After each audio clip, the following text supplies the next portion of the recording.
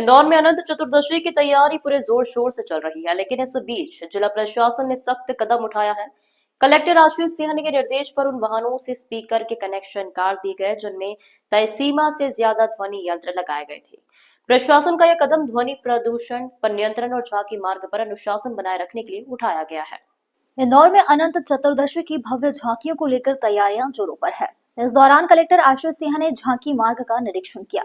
उन्होंने व्यवस्थाओं को बारीकी से परखा और जहां कमी दिखी वहां अधिकारियों को तुरंत दुरुस्त करने के निर्देश दिए।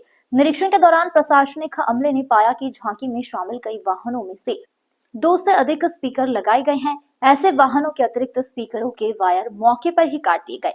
कलेक्टर ने साफ किया है कि ध्वनि प्रदूषण पर किसी भी तरह की छूट नहीं दी जाएगी। झांकी मार्ग पर भीड़ और उत्साह के बीच व्यवस्था बनाए रखना प्रशासन की प्राथमिकता है। इसी वजह से ध्वनि सीमा से अधिक पाए जाने वाले उपकरण पर सख्त कार्रवाई की जाए।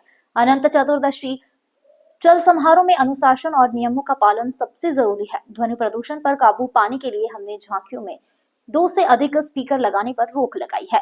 जहां भी अतिरिक्त स्पीकर मिले उनके वायर काट दिए गए हैं। अनंत चतुर्दशी की रंगारंग झांकियों को लेकर इंदौर में माहौल उत्साहमय है, लेकिन प्रशासन यह भी सुनिश्चित कर रहा है कि धार्मिक उल्लास और अनुशासन की सीमाओं में रहे। कलेक्टर की इस कार्यवाही ने यह एक साफ संदेश दिया है कि नियमों से खिलवाड़ किसी भी सूरत में बर्दाश्त नहीं की जाएगी। आज अनंत चौदस पे जो झांकियाँ जो इंदौर की शान है, इंदौर की पहचान है, वो अपने परंपरागत मार्ग पर निकाली जाएंगी। हमारी तरफ से सभी तैयारियां पूर्ण कर ली गई हैं।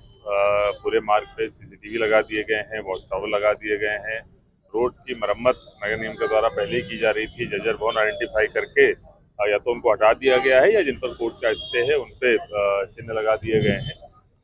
बैरिकेडिंग के अलावा जो लाइट की व्यवस्था है उसको भी दुरुस्त कर लिया गया है। सभी जो केबल हैं जो रोड को क्रॉस करने वाले हैं उनको भी हटा दिया गया है। सभी जो मजिस्ट्रेट्स की और पुलिस की जो ड्यूटी रहती है, जो बंदोबस्त रहता है, वो भी लगा दिया गया है। बहुत अच्छे ढंग से, परंपरागत ढंग से और भव्य तरीके से झांकियों का कार्यक्रम संपादित किया जाएगा।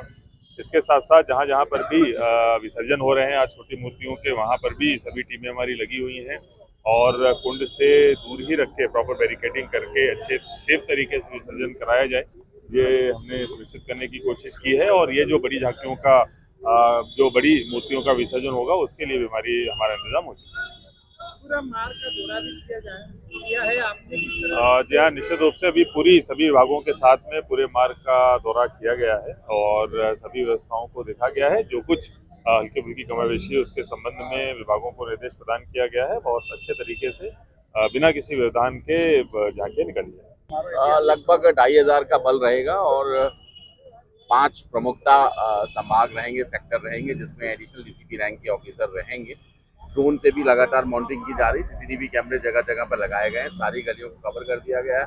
8 मेडिकल इमरजेंसी के लिए रास्ते बनाए गए हैं। इन केस कोई भी मेडिकल इमरजेंसी होती है, तत्काल जो एम्बुलेंस है उस नियरेस्ट जो भी हॉस्पिटल रहेगा वहाँ पर जो भी व्यक्ति रहेगा उसको पहुँचाने के लिए तैयारी कर ली गई है। इसके अतिरिक्त क्राइम ब्रांच की टीम रहेगी।